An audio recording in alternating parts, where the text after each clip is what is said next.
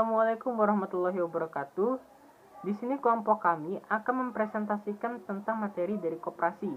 Tapi sebelumnya izinkan kelompok kami untuk memperkenalkan diri.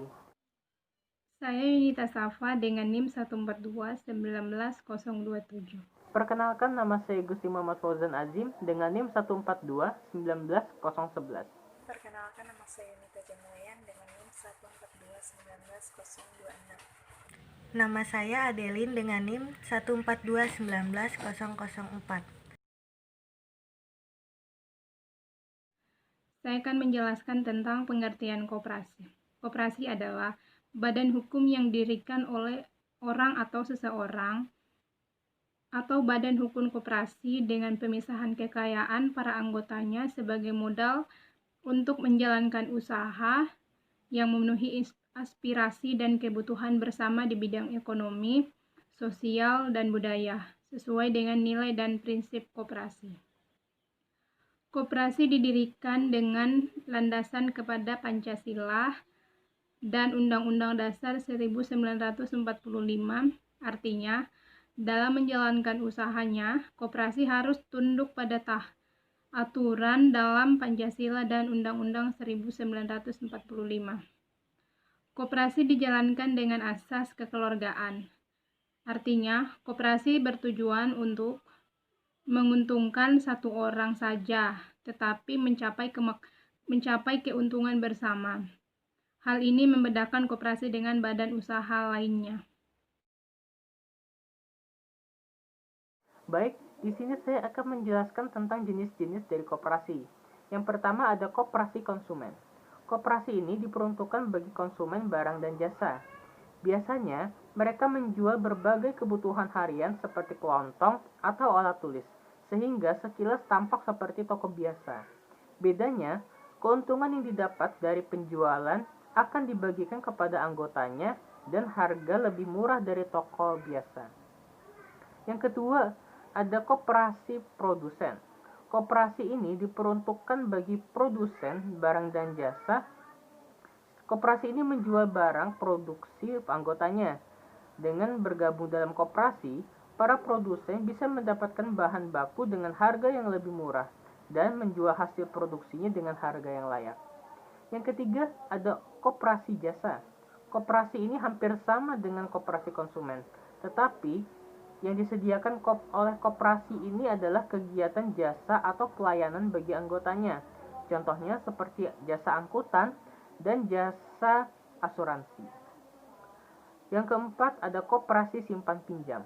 Koperasi ini memberikan pinjaman kepada anggotanya. Koperasi ini bertujuan untuk membantu anggotanya yang membutuhkan uang dalam jangka pendek dengan syarat yang mudah dan bunga yang rendah. Dan yang terakhir ada koperasi serba usaha. Beberapa koperasi menyediakan beberapa layanan sekaligus. Misalnya, selain menjual barang kebutuhan konsumen, koperasi tersebut juga menyediakan simpan pinjam. Di sini saya akan membahas mengenai hak anggota koperasi. Hak anggota koperasi yang pertama, menghadiri, menyatakan pendapat, dan memberikan suara dalam rapat anggota. Kemudian yang kedua, memilih dan atau dipilih menjadi pengurus. Yang ketiga, meminta diadakan rapat anggota. Yang keempat, mengemukakan pendapat atau saran-saran kepada pengurus di luar rapat anggota, baik diminta atau tidak diminta. Kemudian yang kelima, memanfaatkan koperasi dengan mendapatkan pelayanan yang sama antar sesama anggota koperasi. Yang keenam, mendapatkan keterangan mengenai perkembangan menurut ketentuan dalam anggaran dasar. Di sini saya akan menjelaskan struktur organisasi koperasi. Struktur organisasi koperasi sendiri ada dua jenis, yaitu struktur internal organisasi koperasi, yaitu perangkat-perangkat koperasi tadi memiliki kedudukan di dalam struktur organisasi koperasi seperti yang ditunjukkan dalam gambar berikut.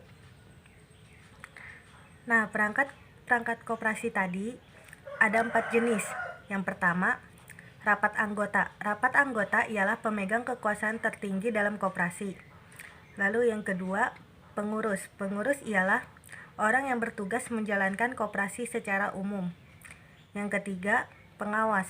Pengawas ialah orang yang mengawas koperasi untuk mencegah kecurangan dalam pengelolaan koperasi.